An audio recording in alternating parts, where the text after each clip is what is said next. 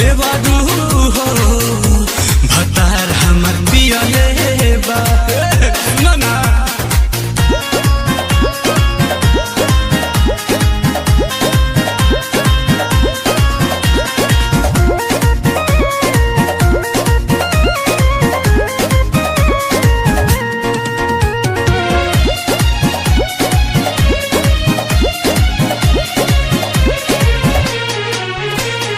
पियाबा के चिंता न बाटे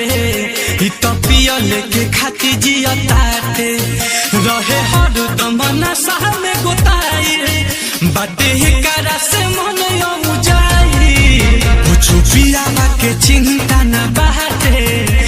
तो पियल के खाती जिया ताटे अंगे अंगे देह मोर सिहरता पियाबा के खाती मन हरता नशे में खाली जिया बा कस देवरू हो भतार हमर पियले बा पी पी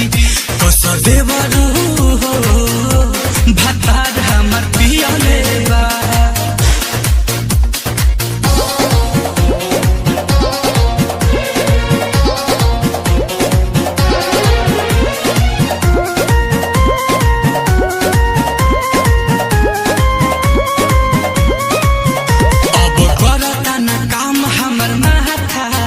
होता पहिने में देहिया में बाथा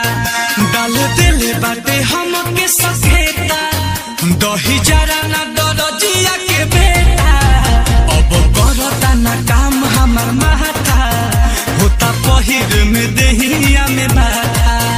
और का कही भतार हमर बहु